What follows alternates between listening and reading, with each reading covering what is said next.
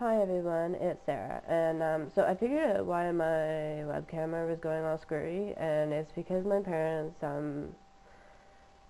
if you think about it, it's kind of cute, but it's really annoying right now. My parents decided that they didn't want anybody looking at them through my web camera, so they started putting like paper towel over it, and now I have a whole bunch of paper towel bits on my lens, which I tried to clean off, and obviously it didn't work because now the color's all screwy too. So I'm apparently off to buy a new webcam. um, yeah, I'm sorry guys. You can look at me like this though if you want. Maybe I'll put it in black and white. Maybe that'll work better. Um, yeah, it's oh my god, don't even get me started. Like old brain people farts. Like I thought I was done with technology. But okay. Hold on. So Elena and I have decided that this week, Thursday to Saturday, we are going to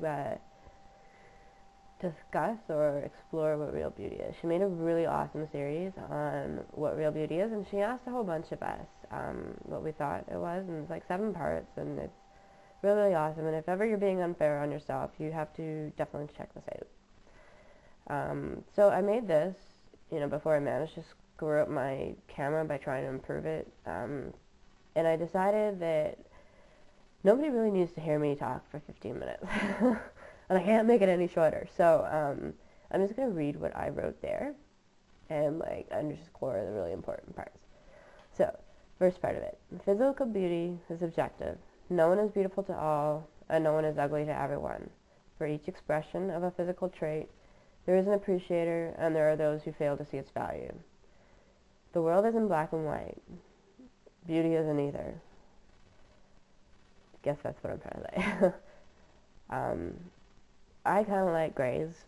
You are not beautiful or ugly, or you are not, the most gorgeous thing to grace the planet, but you're not butt ugly either. There's something in between, and you fall there. So do I. So does everyone you know. So just not black and white.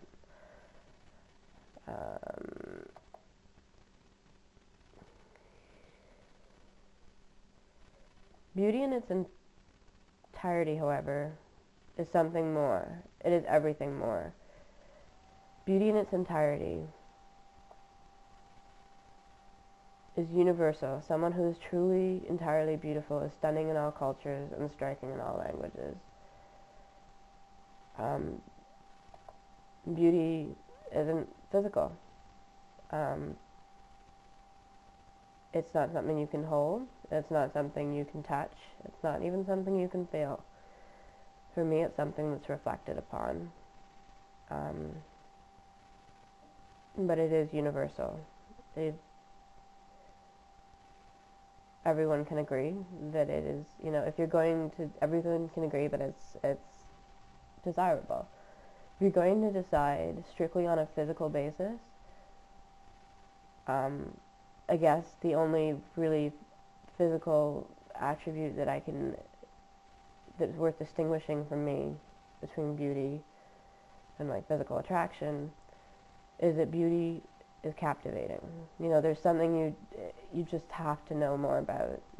It inspires that whole definitely it's great to be alive. It inspires excitement, peace at the same time. It's inspiring and it's captivating. And that doesn't necessarily have to be physically perfect the way that society defines it. One of the physical things that people really who study what beauty is to humanity from a psychological perspective is that universally symmetry is quite favored, which from an evolutionary standpoint makes a lot of sense because if you're symmetrical, like you have 2 arms, 2 legs, you're more likely to be of sound body. And if you're likely to be of sound body, you're likely to produce viable offspring.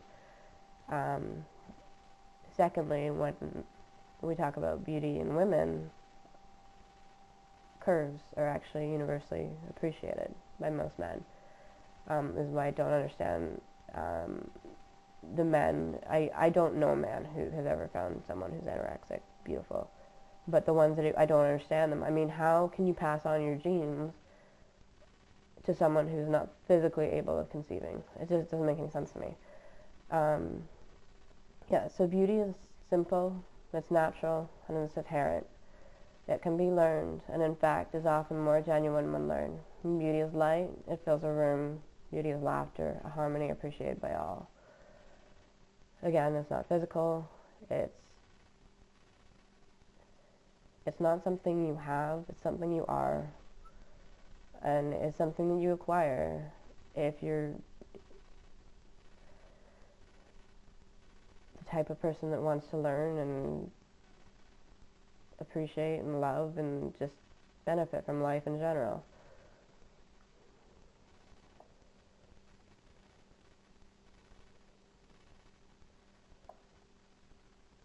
Beauty, when truly achieved, as someone has already mentioned, is effortless. Just another part of who you are, another gift for which you can grace the world, something you give to others freely. Beauty doesn't run out. The more that you share your beauty, the more beauty you have. It's like love. The more you love someone, the more love you have to give them. Which is why I don't get this old people aren't beautiful anymore thing. Those to me are, some of the older people are the most beautiful people I know.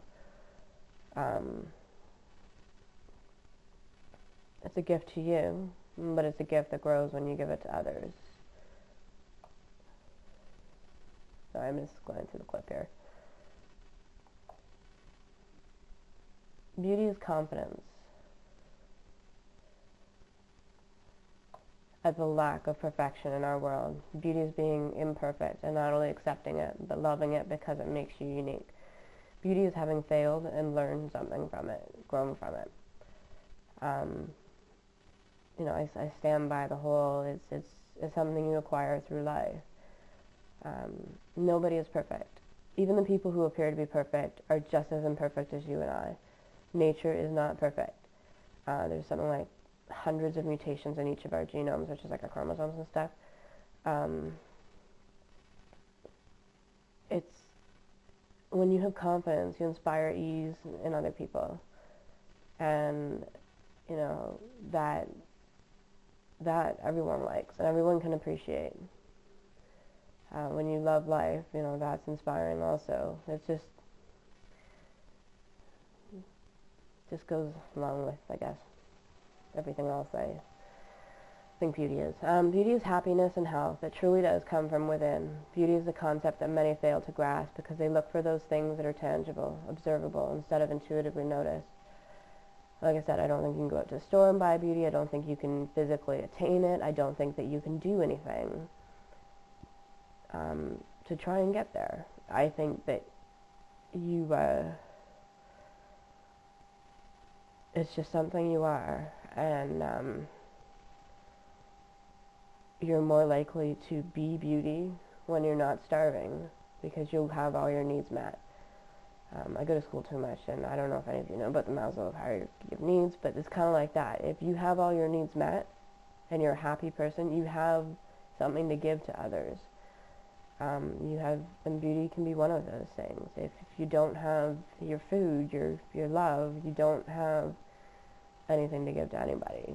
And intuitively notice it's not something. It just is. I don't know. I swear I'm not on crack. I'm tired, but I'm not on crack. I just think too much. Okay, beauty is direction, motivation. Beauty is peace in a chaotic world. We all have the ability to be equal. We have equal abilities to be beautiful. If you've taken the time to contemplate this topic and come up with something more, or everything more, when you define beauty, then you are beautiful. Yeah, that's pretty self-explanatory, I think. Okay, so I'm gonna not go on anymore. I hope your Saturday is being good to you. Have an excellent week, and I will see you next week. Take care, everybody.